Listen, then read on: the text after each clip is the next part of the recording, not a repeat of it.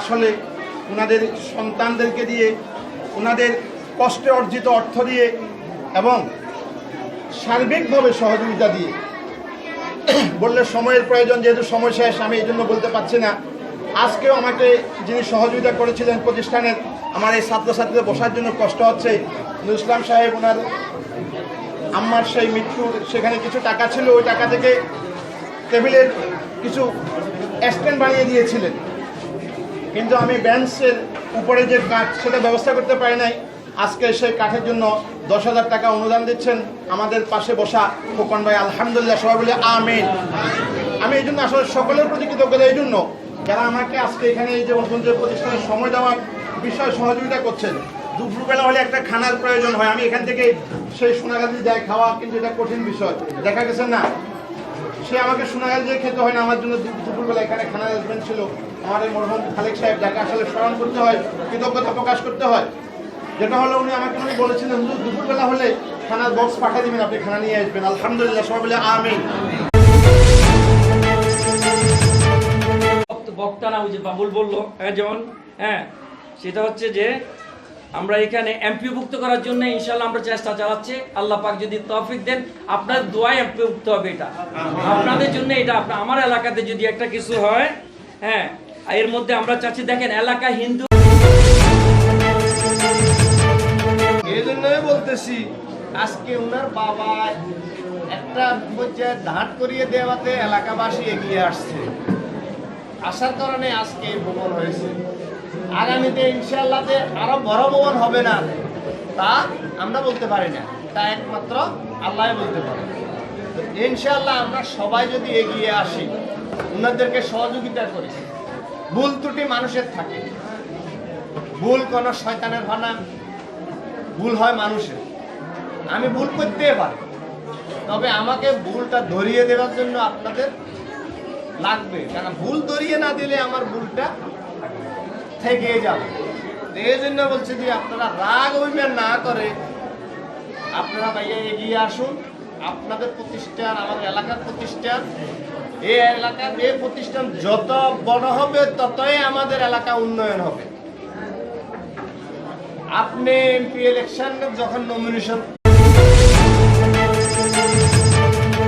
যাদের গুরুত্বপূর্ণ কাজ আছে, কিন্তু কাজকে রেখে আমার মেম্বার আলাউদ্দিন সাহেব সকাল থেকে সময় দিয়েছেন যে আমরা থাকি, ওরা যেন ভালোভাবে পরীক্ষা দিয়ে ভালো রেজাল্ট করে এই মাদ্রাসাকে আরও যেন গর্বিত করতে পারে। আমাদের এই আলহামদুলিল্লাহ আমাদের এই মাদ্রাসার রেজাল্ট অনেক ভালো, জিএসসি পরীক্ষার রেজাল্ট অনেক ভালো। এখন এসএসসি পরীক্ষার্থীরা যারা আছে তাদেরকে আমি 3টা আকর্ষণ করে বলছি, তোমরা মনোযোগ সহকারে পরীক্ষা দিয়ে আমাদেরকে ওইরকম ভালো একটা রেজাল্ট উপহার দিবে, আমরা গর্বিত হব, আমাদের মাদ্রাসা গর্বিত হবে।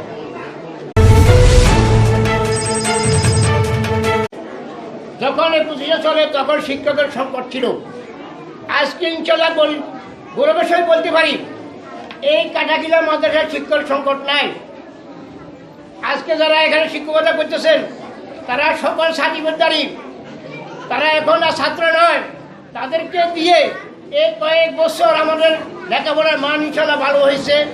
অতএব এখানে আমাদের কোনো ছাত্র নাই, সকলে শিক্ষকের মর্যাদা আছে। এটা অত্যন্ত গৌরবের বিষয়। বিদায় নয়, আমরা আসলে চাইলেও বিদায় দিতে পারি না। আমরা সুতরাং বিষয়টা বলবো দোয়ার অনুষ্ঠান, তাদের জন্য আমরা দোয়া করব, তারা ভালো ফলাফল করুক, ভালো ফলাফল করে ভবিষ্যতে দেশ ও জাতির উন্নয়নে এগিয়ে আসুক, আমরা সেই দোয়া করব, কিন্তু বিদায় দিতে পারবো না।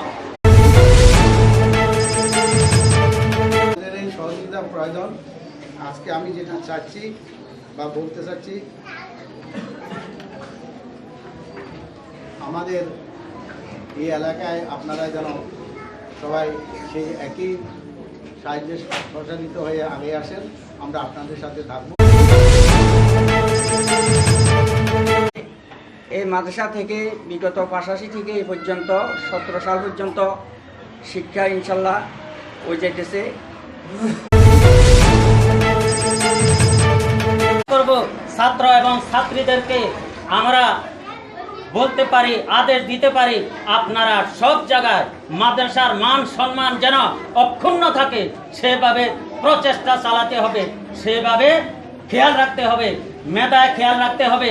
একজন শিক্ষককে দেখলে, একজন সাধারণ মানুষকে দেখলে সালাম দিতে হবে। প্রতিষ্ঠিত হওয়ার পর থেকেই এখান থেকে যে যারা পরীক্ষার্থী ছিলেন ভালো রেজাল্ট করে ইনশাল্লাহ এখান থেকে গেছেন, এবং আমি আশা করবো সামনে যারা এখন পরীক্ষা দিবে এরা ভালো রেজাল্ট করার আশা আমি ব্যক্ত করতেছি। একটি নূর, একটি প্রদীপ জ্বালিয়ে দিয়েছেন, এটা আমাদের অত্যন্ত গর্বের বিষয় আমরা মনে করি। আলহামদুলিল্লাহ, সেখান থেকে আল্লাহ সুবহানাহু ওয়া তাআলা বিভিন্ন হুজুরেরা আসছেন, হুজুরেরা চলে গিয়েছেন।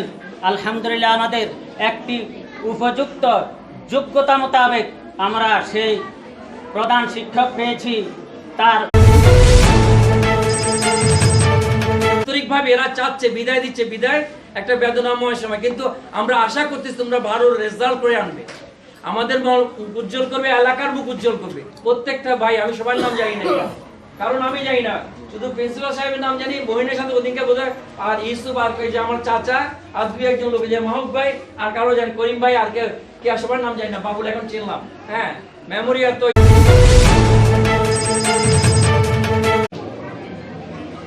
এই মাদ্রাসারে অনেক ছাত্র এখন এই মাদ্রাসা শিক্ষকতা করতেছে, এটা আমাদের গর্বের বিষয়। আর এটা আমাদের গর্বের বিষয়, আমাদের এই অত্র এলাকা শিক্ষার হার আগের চেয়ে অনেক বেশি। আমার মনে হয় এখন প্রতিটি ঘরে ঘরে আলহামদুলিল্লাহ মেট্রিক পাশের নিচে কোনো ছাত্রছাত্রী নাই। কারণ এটার উদ্দেশ্য হলো, আমরা একসময় তাকিয়ে বাজার যেতাম হেঁটে হেঁটে,